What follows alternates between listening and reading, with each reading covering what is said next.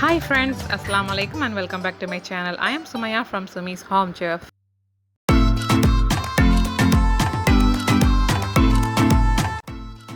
இன்னைக்கு நம்ம சேனல்ல பார்க்க போறது பிரஷர் குக்கர்ல ரொம்பவே சாஃப்ட்டா ஸ்பாஞ்சியா டேஸ்டியான சாக்லேட் பனானா கேக் வந்து எப்படி பண்றது அப்படிங்கிறது தான்.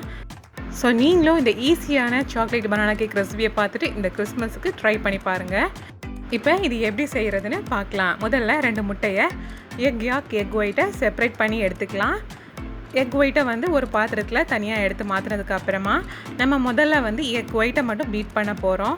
ஸோ இந்த மாதிரி பிரித்து எடுத்ததுக்கு அப்புறமா நம்ம எக் ஒயிட்டை எலக்ட்ரிக் பீட்டரால் பீட் பண்ணி எடுக்கிறோம். நீங்கள் ஹேண்ட் விஸ்க் யூஸ் பண்ணி கூட பீட் பண்ணிக்கலாம். இந்த மாதிரி ஓரளவுக்கு நுரைச்சி வந்ததுக்கு அப்புறமா நம்ம இதில் பவுடர் சுகர் சேர்க்க போகிறோம். நான் இங்கே 1/2 கப் அளவுக்கு அளந்த சுகரை நல்லா பொடி பண்ணி கொஞ்சம் கொஞ்சமாக சேர்த்து பீட் பண்ண போகிறேன். ஸோ இந்த மாதிரி ஒரு 3 ஸ்பூன் 4 ஸ்பூன் தனித்தனியாக சேர்த்து பீட் பண்ணி எடுத்துக்கணும். மொத்தமாக ஒரே அடியாக சேர்க்கக்கூடாது. இந்த மாதிரி சேர்த்து நாம் பீட் பண்ணி முதல்ல எடுத்து வச்சுக்கலாம்.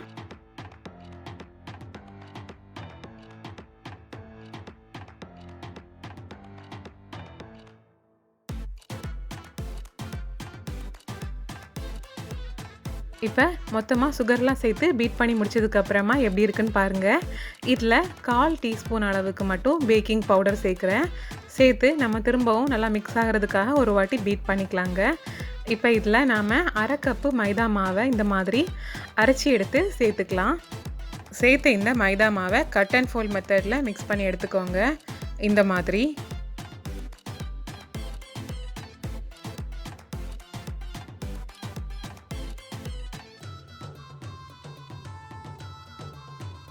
நல்லா மிக்ஸ் பண்ணதுக்கு அப்புறமா இதை ஒரு ஓரமாக வச்சுக்கலாம். இப்போ இன்னொரு பக்கம் நாம் எடுத்து வச்சுருக்கக்கூடிய எக் யாக்கு கூட சேர்த்து 3 நல்லா பழுத்த பழத்தை இந்த மாதிரி ஸ்லைஸாக கட் பண்ணி வச்சு சேர்த்து பீட் பண்ணி எடுக்க போகிறோம். அண்ட் வாழைப்பழம் பார்த்திங்கன்னா நல்லா வாசமான பழம் யூஸ் பண்ணிங்கன்னா நல்லா இருக்கும். அதாவது பாளையங்கொட்டை, மட்டிப்பழம், ரசக்கதலி அந்த மாதிரி செந்துளுவம் பழம் கூட நீங்கள் யூஸ் பண்ணிக்கலாம். அதுவும் நல்லா வாசமாக இருக்கும்.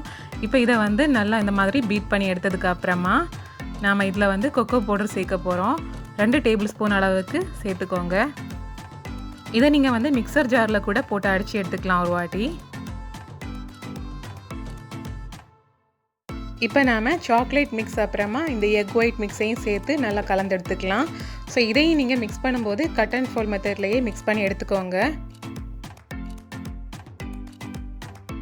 இதே கேக்கை நீங்கள் வந்து கொக்கோ பவுடர் சேர்க்காம வெனிலா எசன்ஸ் மட்டும் சேர்த்து வெனிலா ஃப்ளேவரில் கூட செஞ்சு எடுத்துக்கலாம்.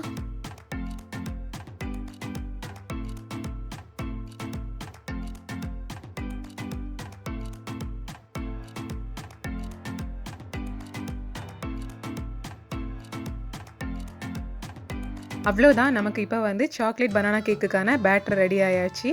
இதை இப்போ ப்ரெஷர் குக்கர், அதாவது க்ரீஸிங் பண்ண ப்ரெஷர் குக்கரில் ஆட் பண்ணிக்கலாம். ஆயில் அண்ட் டஸ்டிங் பண்ணி நாம் க்ரீஸ் பண்ணி எடுத்துருக்கோம்.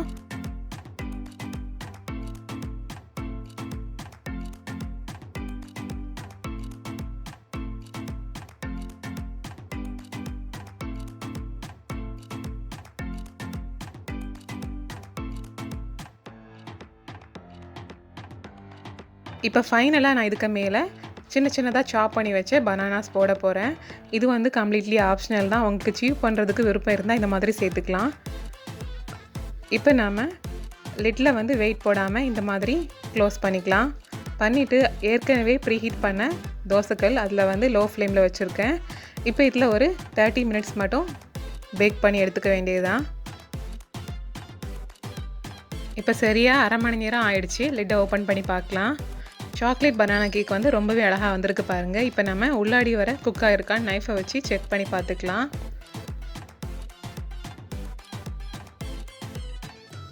நைஃப்பில் சுத்தமாக ஒட்டவே இல்லை. ஸோ நம்ம கேக் வந்து நல்லா குக்காகி வந்திருக்குது.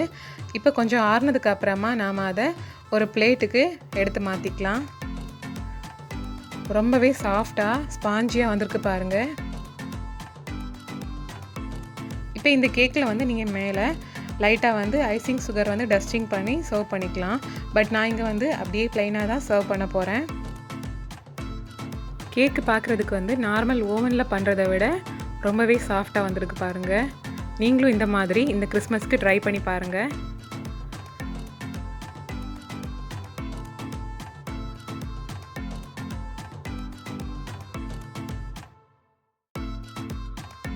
இப்போ நம்ம சாக்லேட் பனானா கேக்கை கட் பண்ணி பார்க்கலாம். உள்ளாடி பாருங்கள், நம்ம சாப் பண்ணி போட்ட பனானா அங்கங்கேயே இருக்குது. பார்க்குறதுக்கும் ரொம்பவே அழகாக இருக்குல்ல. ஸோ ஃப்ரெண்ட்ஸ், கண்டிப்பாக அவங்க எல்லாருக்கும் இந்த வீடியோ பிடிச்சிருக்குன்னு நினைக்கிறேன். அப்படி பிடிச்சிருந்துன்னா வீடியோக்கு மறக்காமல் லைக் போடுங்க, ஷேர் பண்ணுங்கள், கமெண்ட் பண்ணுங்கள். இன்னும் இன்ட்ரெஸ்டிங்கான ரெசிபீஸ் பார்க்குறதுக்கு என்னோடய சேனலை மறக்காமல் சப்ஸ்கிரைப் பண்ணிக்கோங்க. இந்த நாள் இனிய நாளாக அமையட்டும். தேங்க்யூ ஸோ மச் ஃபார் வாட்சிங்.